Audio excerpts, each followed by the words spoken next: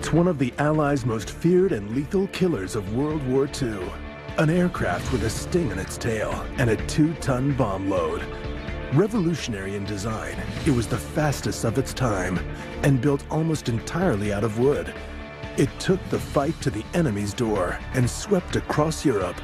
The Mosquito, a legend in its own lifetime. Next on Modern Marvels.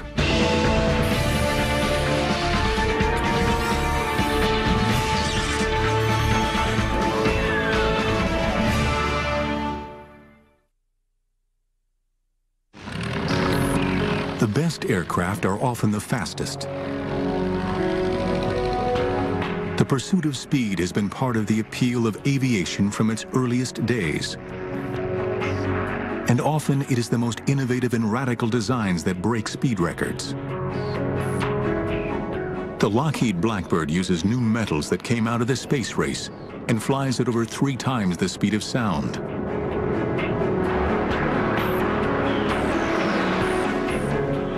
Throughout the 1930s, one company in Britain was also obsessed with speed, and it was one man's dream to use a radical material to build the fastest aircraft in the world.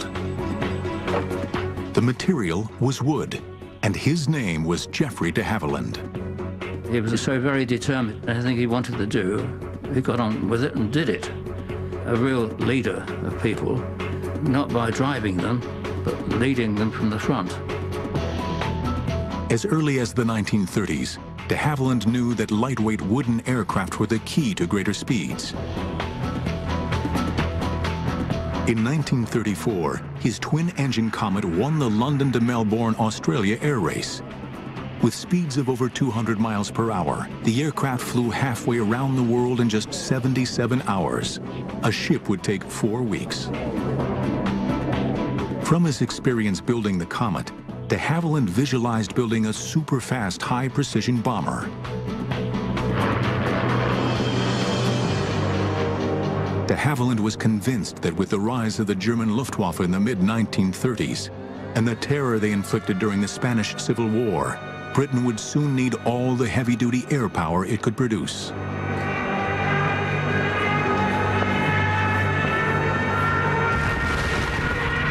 It took the British quite a while to realize that the Germans had innovative designs, monoplane fighters, but more importantly, they had medium bombers that were being developed. And they had, in effect, tested them in the Spanish Civil War from 1936 onwards. It's a huge wake-up call. At the time, the British Air Ministry believed that the future of bombing lay in huge, heavily armed conventional bombers, such as the Lancaster and Halifax. Radical new designs of lightweight aircraft were ignored. But Geoffrey de Havilland was not deterred and continued working on designs for his new bomber. His goal was to construct a cheap, easy-to-build aircraft powered by 2 Rolls-Royce Merlin engines. It would have no guns, no armor plating, could carry up to 4,000 pounds of explosive, and reach a speed of nearly 400 miles per hour, faster than any other aircraft in the world. But the most amazing concept was to build a warplane made entirely of wood. The aerodynamicists and the military men at that time ridiculed the idea, asking, how can you build a modern bomber out of wood? How would it carry bombs? And how would it protect itself? But de Havilland was prepared to answer. It wouldn't need to protect itself. Its defense would be speed. As for strength, pound for pound, timber has similar structural properties as aluminum and steel.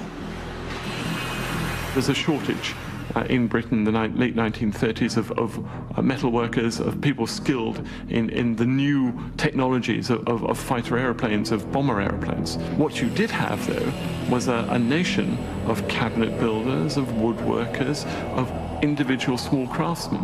But more importantly, you can actually mobilize all of these people to build it, and you can make it, in effect, a cottage industry. September 1939. With war breaking out in Europe, de Havilland is at last given the green light to build a prototype aircraft. Immediately, the de Havilland design team goes into overdrive. Led by Ronald Bishop, they move into a 17th century manor house called Salisbury Hall.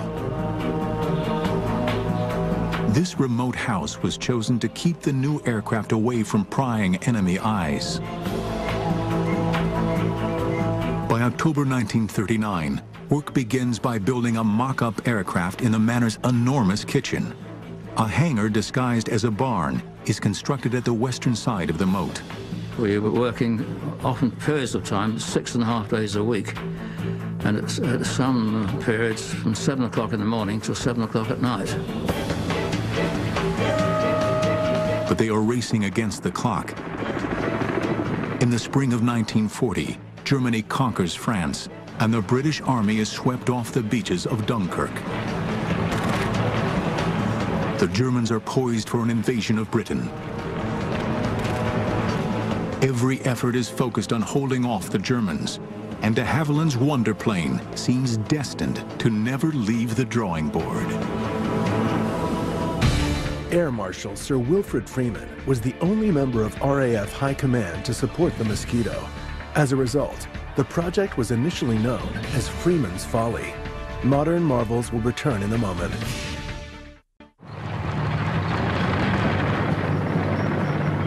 June 1940, the German army has advanced to the shores of the English Channel and is getting ready to invade Britain. In just 6 months, the Nazis have conquered Poland, Norway, Denmark, Belgium, and France.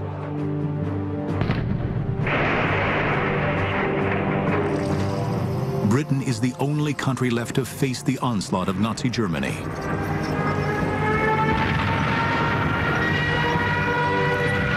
With Britain fighting for its life, priority is given to production of existing types of combat aircraft. Geoffrey de Havilland's radical new wooden bomber looks condemned to be scrapped. But de Havilland is not a man to take no for an answer. Sir Geoffrey's words are, well, they may not want it now, but they will want it. De Havilland persuades the Air Ministry to let him continue as long as he does not use any of the vital materials required for the war effort. Throughout the summer of 1940, as Britain fights for its life against the German Luftwaffe in the Battle of Britain, de Havilland and his team work on the wooden bomber.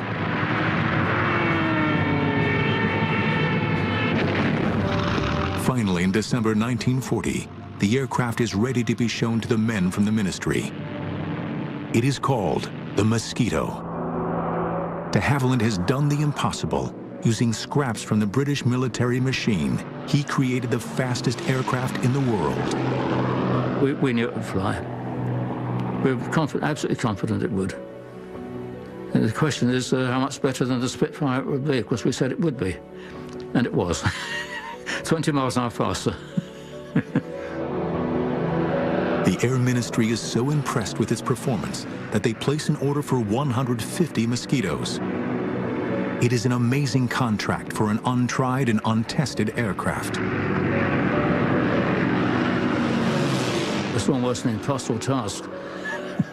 It's a wonderful thing to change from, they don't want it, and so give us more and more. But de Havilland's vision of construction answers the call, enabling the Mosquito to be built in vast numbers. A plan that is as simple in practice as it is visionary in conception. The aircraft would be built like a model plane, with wood, plywood, glue, and screws. Over 400 companies around Britain with wood craftsmen would make the various sections. The fuselage would be built in 2 halves before being bonded together. The wing would be assembled in one piece and then transported to the main factory for the final assembly. In all, over 6 tons of wood and nearly 50,000 brass screws are used in each aircraft. At 40 feet long, with a wingspan of 54 feet, a legend is born. With a speed of 400 miles per hour, faster than any aircraft in the world, The Mosquito is ready to do battle. The RAF views this plane as too valuable to let just anybody fly it.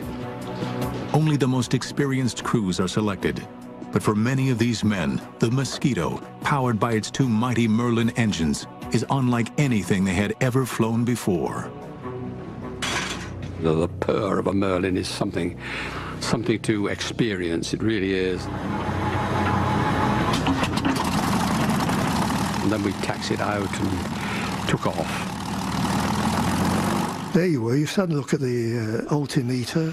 The 1 minute you were down at 1,000 feet, next minute you're up at 30,000. She would climb at 2,500 feet a minute, and that was really going some. You had to get into a jet to fly anything faster than that. If you started to mishandle her, pushing and pulling, in no time at all you would over control, and she would be like a mosquito. She would sting you. In July 1941, the first Mosquitoes to go into service are delivered as photo reconnaissance units. It has taken just 22 months from the first drawings to delivery. Unarmed, bristling with up to 5 cameras, these aircraft are soon sweeping all over Europe, evading anti-aircraft guns and German fighters. The Germans have nowhere to hide. Nothing is safe from the Mosquito's prying eyes. Photo reconnaissance was vital. We're talking the days before satellites, the days when human intelligence on the ground was limited. It was difficult to get back good information. Before every single bomber command raid over enemy targets, they had to take pictures of the targets, and in fact had to report the weather as well. So the Mosquito was an ideal aeroplane for that. In fact, you could say probably it was the best aircraft for this. But it is as a bomber that the Mosquito comes into its own. During the early part of World War II, bombing was a case of hit or miss. Aircraft flying at 16,000 feet would drop their bombs in huge numbers, relying on luck, weather, and flying skill to hit their targets. But in 1942, the Mosquito bomber version changes all that. Relying solely on speed and height to outrun the enemy fighters, Mosquitoes can drop their bombs with pinpoint accuracy. Soon, Mosquitoes with their payload of 4,000 pounds are an integral part of bombing missions. But the Mosquito is even more deadly once the pilots perfect the art of fast, low-level daylight raids. We had to be under 50 feet to be under the radar. That's the whole point of low-level operations, so the Germans don't know you're coming. And then, of course, you had to go low over the target as possible, so that you took them, hopefully, by surprise. Some daylight raids were flown at such low altitudes that Mosquitoes would often come back with strange souvenirs from their mission. Many of Aussie pilots come back with telephone wires draped around his tail wheel. I know I've come back with branches of trees that weren't planted in England. Mosquito squadrons were now becoming more and more daring in their attacks, none more so than the daylight raid against the Dutch Philips radio factory in Eindhoven. Intelligence discovered that the Germans were using this factory for research into radar countermeasures. It must be destroyed. December 6, 1942, 10 Mosquitoes go for their target.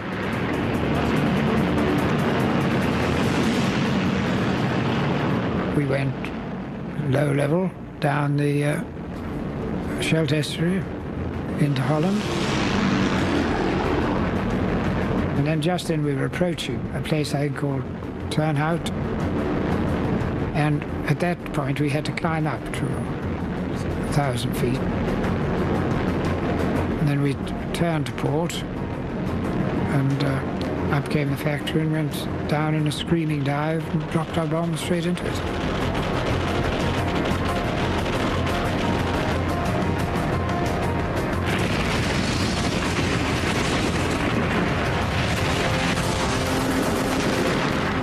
Racing for home, the Mosquitoes are caught in German anti-aircraft fire, or flak. Over the North Sea, disaster strikes. chap who decided to follow me, because he was on his first trip and he thought he'd follow an experienced pilot. And I'm afraid he caught a bit of flack because my cameraman suddenly called out, looking backwards, God, he's gone into the sea. I turned round and went back to sea. And there was no dinghy or anything, just a cauldron of boiling water. Just 6 weeks later, on January 30th, 1943, the Mosquitoes go on another audacious raid on the 10th anniversary of Hitler's coming to power. Intelligence learns that there is to be a major Nazi rally in Berlin, led by Reich propaganda minister Joseph Goebbels and Reich Marshal Hermann Goering. It will be broadcast on German radio. The opportunity is too good to miss. The goal is not to hit the rally, but to create chaos and interrupt the broadcast.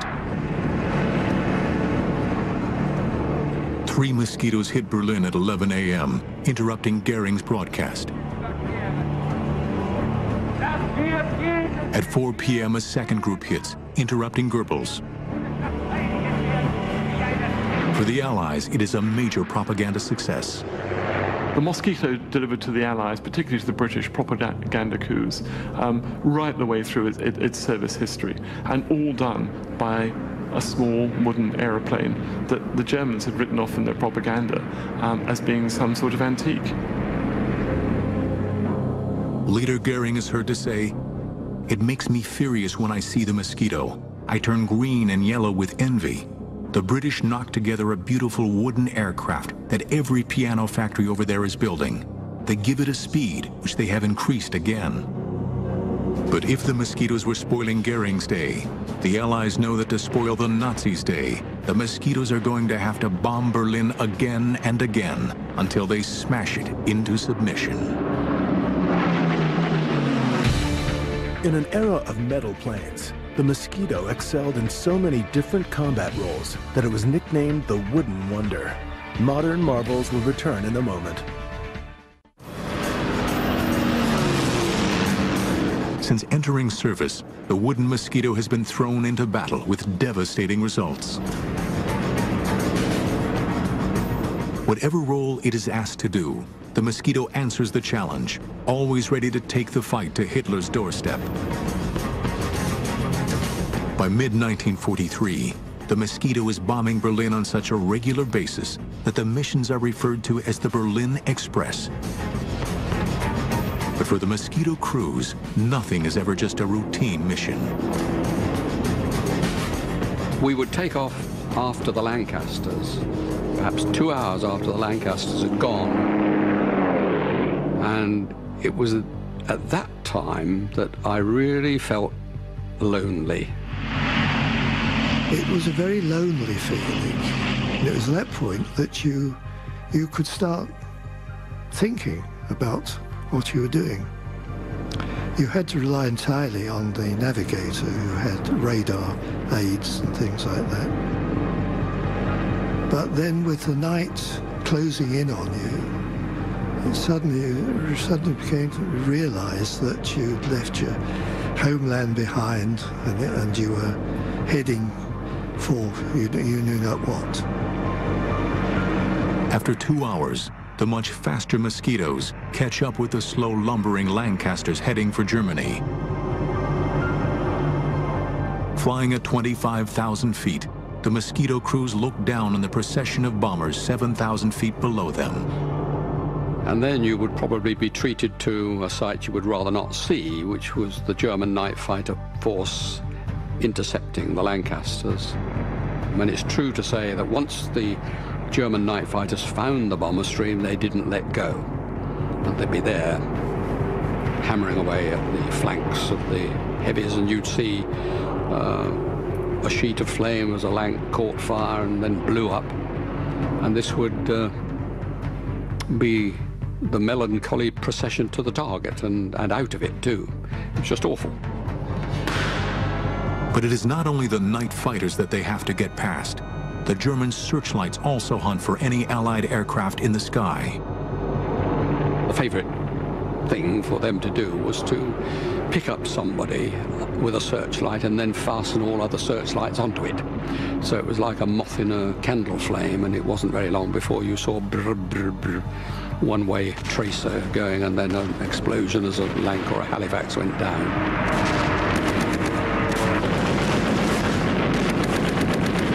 Suddenly, the most frightful glare suddenly hit the cockpit, and this blinding light, and I realized what it was, but at the same time, this bloody tracer came shooting past.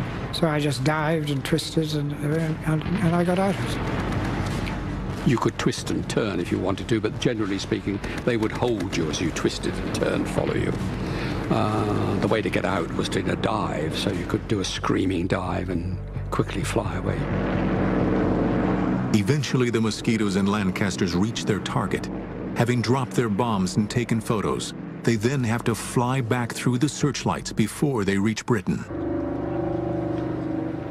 For the crews that make it back, the RAF finds a way of protecting them from the horrors of war. People came back shot up, and one thing I did notice about the bomber airfields, of course, no one was ever sick. You never saw an injured man around the place. If people arrived wounded, he'd be quickly spirited away. Everybody next day was there, booted and spurred and smiling. Nobody was dead, or if they were dead, they weren't there anyway. One squadron flew nearly 200 missions within a year, and Mosquitoes bombed Berlin 220 nights in a row. By early 1943, a bigger, badder version of the Mosquito comes into service, the fighter and night fighter Mosquito. Now armed with 4 .303 caliber machine guns, it can lay down a devastating storm of shells. During early trials, it was found that the flash of the guns was so intense that it momentarily blinded the crews. Modifications were made, and because of the grouping of the guns in the nose, Mosquito pilots now have a terrific concentration of massive firepower. Soon these first night fighters are in action, and with their new radar guidance systems are wreaking havoc on German bombers. The timing couldn't be better. In June 1944, a new devastating weapon hits Britain. After D-Day, as Allies were fighting to gain a foothold in Europe, Hitler unleashes his new terror weapon, the V-1 flying bomb.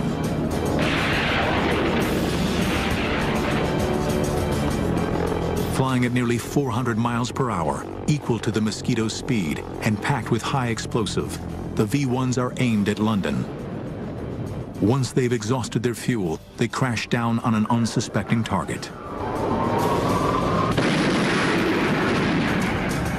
Destroying these fast-flying bombs was a dangerous task.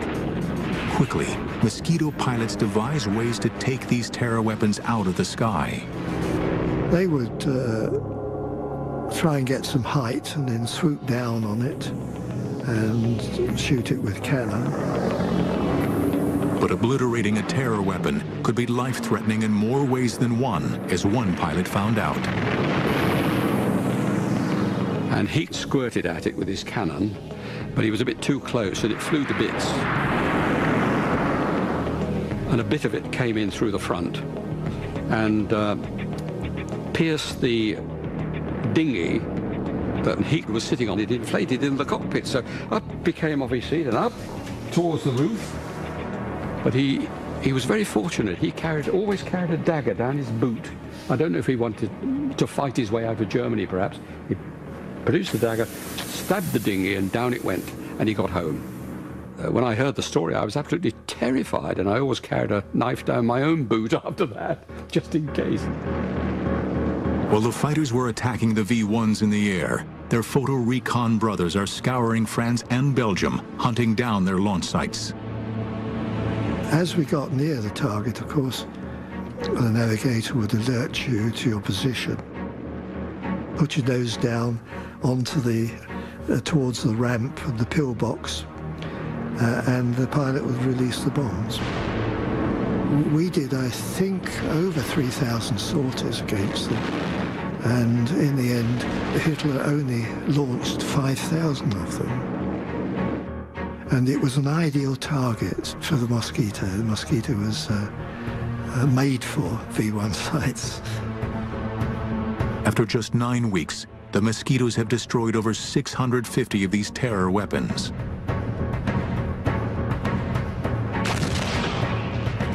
But the Nazis are not beaten and are fighting as ferociously as ever. Once again, the Mosquito will go into harm's way on one of the most daring and ingenious raids of World War II.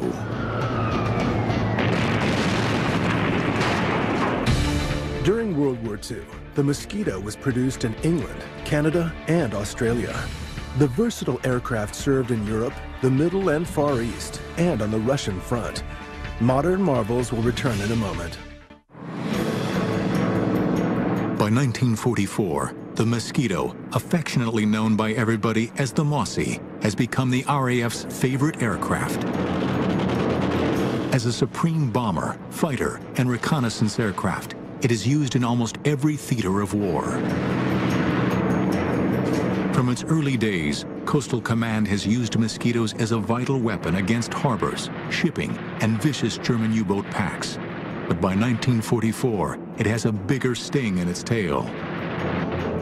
Called the Tsetse Mosquito, this aircraft carries a Mullins 6-pound cannon with a kick like a mule. Rate of fire was about 1 every 2 seconds.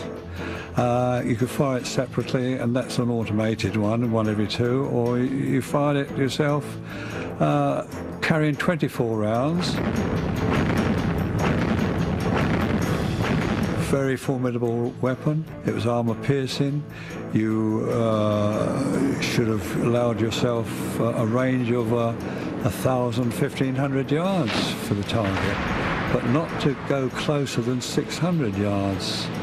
The reason why you shouldn't go in less than 600 yards is because you might get a bit of shrapnel for your own gun coming off the U-boat. The aircraft also carries 8 60-pound rockets. When they unleash these terrifying weapons, it is equivalent to a broadside from a light naval cruiser. Once on target, nothing is safe from these fearsome Mosquitoes. It seems that there is nothing that the Mosquitoes are not called on to try.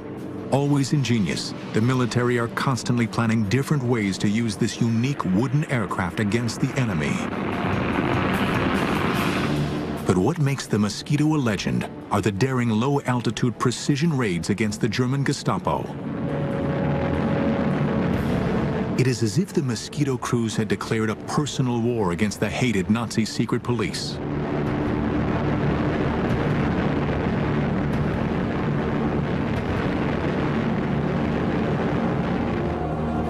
Since the early 1940s, the French resistance network has been a major thorn in the side of the German occupation.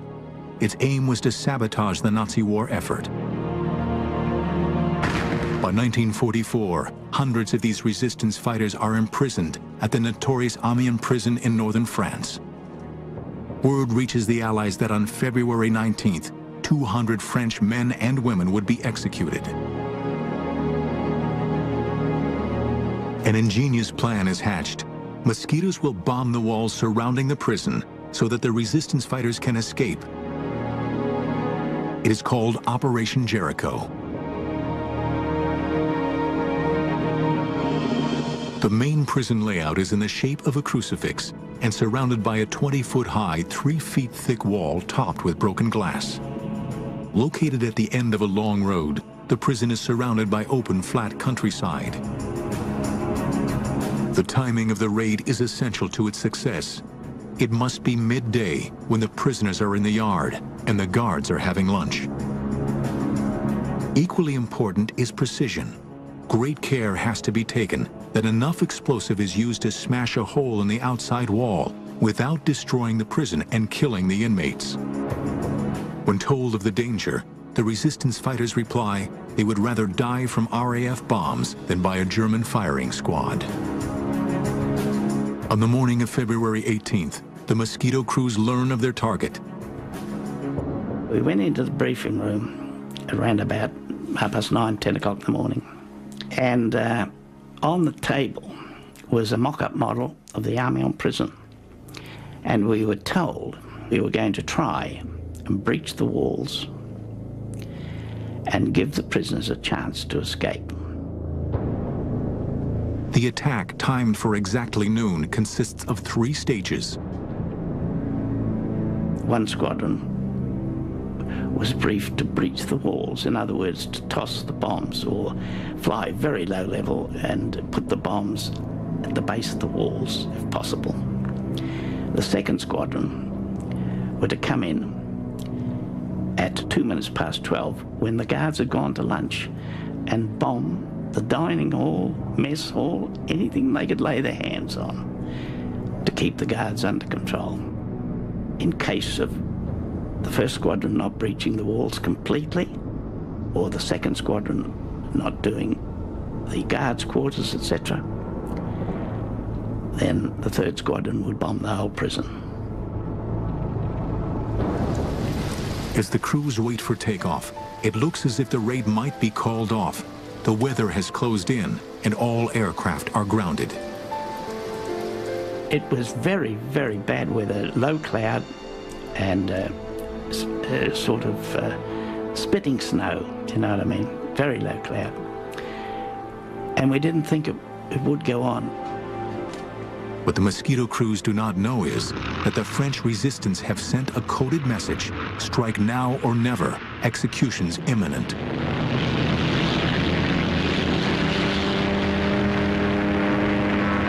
At the last possible moment, with only 2 hours before the deadline, 18 Mosquitoes armed with 500-pound bombs take off in conditions worse than most of the crews have ever encountered. We climbed through the cloud, and above the cloud we just joined up and went back down onto the sea level across to France.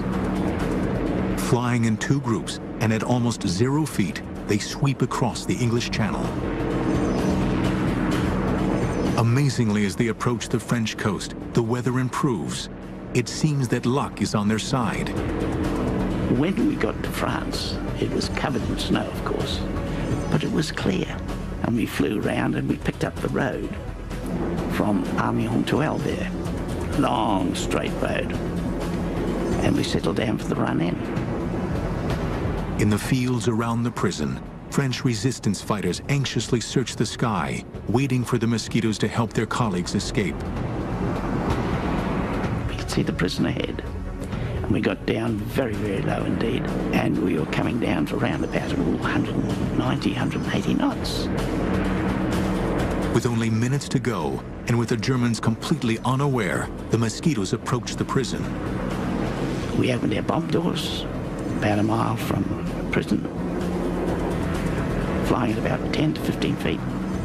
And we had to pull up to go over the walls. We let our bombs go, and they went through the base of the wall. I turned to starboard, and as I looked down, I saw the startled face of the machine gunner in the little cupola on top of the prison. We looked at each other, I suppose, and then I was down onto the deck in loose formation following the wing commander. The raid is a success, and the Mosquitoes have pulled off an amazing feat of courage. 255 prisoners escape, but 37 are killed in the attack, along with 50 German guards. The Gestapo retaliate. 260 prisoners are killed in reprisal. But the raid is a wake-up call to the Germans. As far as I can see, this was a brilliant piece of precision bombing. The first flight took out the walls, blew in the doors, allowed people to escape. The second flight took the walls down. In fact, they didn't need the third flight. I think it was a startling success because it would have demonstrated to the Germans that the Royal Air Force could place bombs wherever they wanted to across occupied Europe. The Mosquitoes continue to carry out their unique style of war against the Germans. They operated deep inside occupied Europe. Using technology that was years ahead of its time, they hunted down the Nazis. No one was out of their reach. At the end of World War II, the Mosquito had the lowest loss rate of any aircraft in the Royal Air Force Bomber Command. Modern marvels will return in a moment. Throughout the long and bloody conflict of World War II, the fast-flying wooden Mosquito was always at the front of battle, always taking the fight to the enemy. But it was the Americans that came up with yet another novel use for this versatile aircraft. Late in 1944, the OSS, the Office of Strategic Services, a forerunner of the CIA, took over 5 Mosquitoes to work with their agents in occupied countries. Because the war was moving so rapidly, intelligence had a hard time knowing exactly what the enemy was doing. Only agents behind enemy lines could supply this information. It was vital that these agents get this information across enemy lines. Using Morse code was not an option, as the Germans can easily detect it. They needed something else. 2 American scientists had developed a transmitter that enabled an agent to talk to an aircraft. Called the Joan Eleanor system after one of the scientists' wives, it was an early version of the cell phone. By transmitting on a waveband so narrow, the Germans would have to be within 50 feet of the agent to detect him. But the ingenious part of this plan was the Mosquito. It could fly undetected along a predetermined 150-mile line, listening for the agent's message. Inside the Mosquito is an OSS operative. Within the fuselage, there was hardly enough room to move, and I was sitting almost on top of a big fuel tank. The petrol in there would expand and would come out on a special valve, and I could see it down there bubbling, and that was petrol. When you switched on your suit, you always expected a spark, boom. But we were so high that there was very little oxygen in the air. When the Mosquito reaches the area, the OSS operative can begin calling the agent. This is 5278, 5278, calling Z313131, and then wait for him to say, yes, I'm here, and give me the answering code. Sometimes, the Mosquito will fly along the designated route for hours on end before the agent answers. When you heard them, it was exciting. It was, look, I've got him finally. Confirmed who he was, and his short messages would be such and such a unit is there, and they're going west on highway number so-and-so, and it's 2 battalions or whatever it is, and and we could get it back in 3-4 hours. But many times the agent never answers. Sometimes they cannot find a safe place to transmit from, and sometimes no one even knew the planes were there. Well, when time was up, the pilot knew just how much petrol we had, we'd turn around, go back.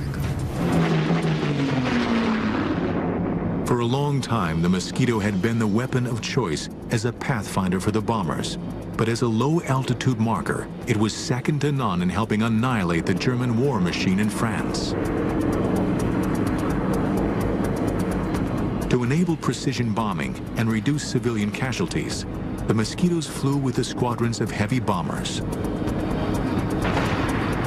As they reached their drop zone, the bombers dropped flares which illuminated the sky, and the Mosquitoes dove down to identify the individual targets. So 4 of you were coming in, and the rule was that the first one who saw it called tally-ho, just that. You then positioned yourself and dived on one end of the target. And when you judged that you were at the right position above the ground, which was probably at about 1,000 feet, you were coming down at quite a speed after all, you pressed the button and away went 4 500-pound markers, and down they went, and made a great blob of red on the ground. You got the hell out of it. Only when the target was ringed in red marker bombs did the leader call up to the oncoming bombers.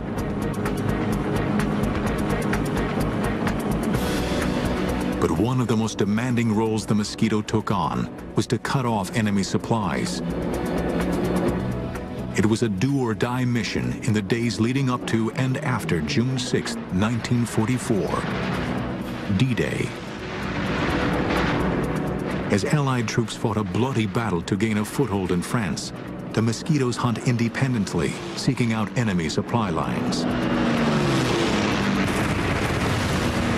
Trains we preferred to attack because they were always carrying war material in it, or reinforcements for the front. Sometimes you could attack a train going into a tunnel, and you'd get the other end of the tunnel and wait for it and shoot it up as it came out. It was fun, really, shooting up trains. During the month of June, Bomber Command flew over 15,000 raids in support of the Allied invasion forces. And by the end of 1944, they had helped drive the Germans back into their own country. Finally, on May 2nd, 1945, 2 days after Hitler's suicide in Berlin, 126 Mosquitoes took part in the last raid of the war in Europe.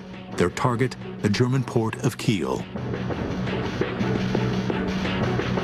Within 2 hours, the city was reduced to rubble, a grim legacy to the destructive power of the wooden wonder. The aircraft that was initially greeted with scorn proved to be no joke. It was one of the most feared and lethal killers of World War II. Over 7,700 were built, and over 40 different versions had served in all theaters of World War II. To the men who had flown it, the Mosquito was second to none. It was a love affair, and I thought, well, when I finished flying, that was it. I never flew another aircraft again after the Mosquito. Never. It's wrong, really, to say it was a legend, because the legend suggests it wasn't real, and the Mosquito was certainly reality. But it was a lovely aircraft, beautiful aircraft to look at, marvellous aircraft to fly. Well, in many cases saved my life, but I mean, I think the Wooden Wonder, it's been used before, but I think the Wooden Wonder really sums it up. It was.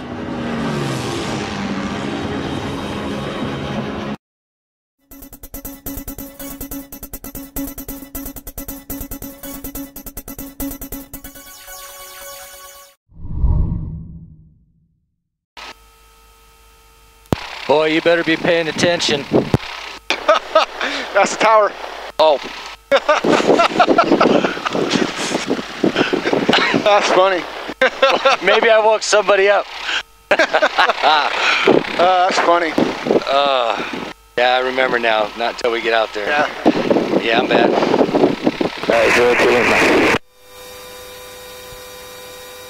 And I got a quick last minute check the brakes there. That was good. They held for me.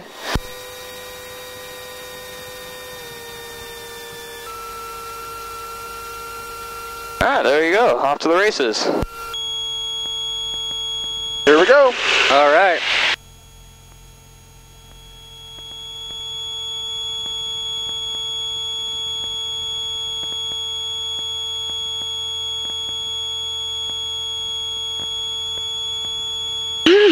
Wow. Here we go.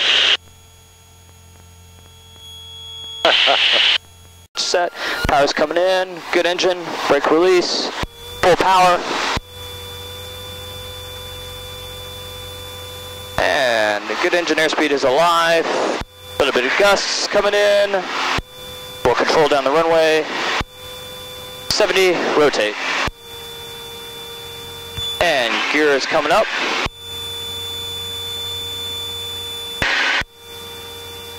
Alright, gear up. Very cool. Yeah, we're flying, dude.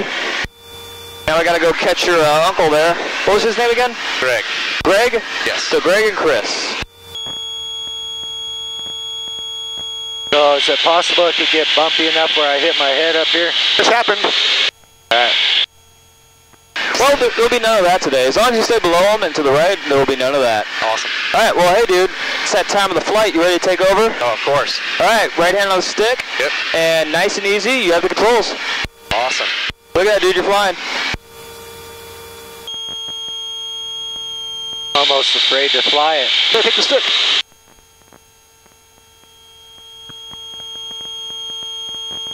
Alright.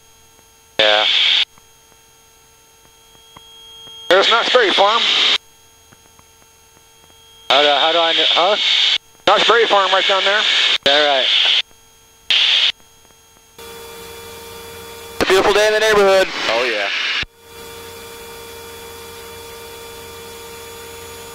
I guess Greg is flying as well because he's going all over the place. Yeah, who knows? It could be either of them at this point. I really don't know. Alright, let's stay below them. Yep. That nose always supposed to be up like that? On a climb, yes.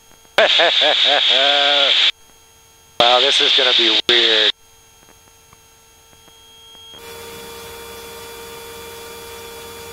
Not bad. So far, so good. Usually in the first 30 seconds, everyone's all over the place, so it's pretty good that you're at least in the hemisphere. Yeah. Alright, it's climbing, so pull back on the stick some. Not too much, coming a little bit to the left. And then when you kind of left, you're going to have to eventually correct back to the right to stop your travel towards him. Yep. Actually, I can kind of tell you have some of that sim time because you have a better finite control of the stick than most people do. Good job. It's a good start. Well, thanks.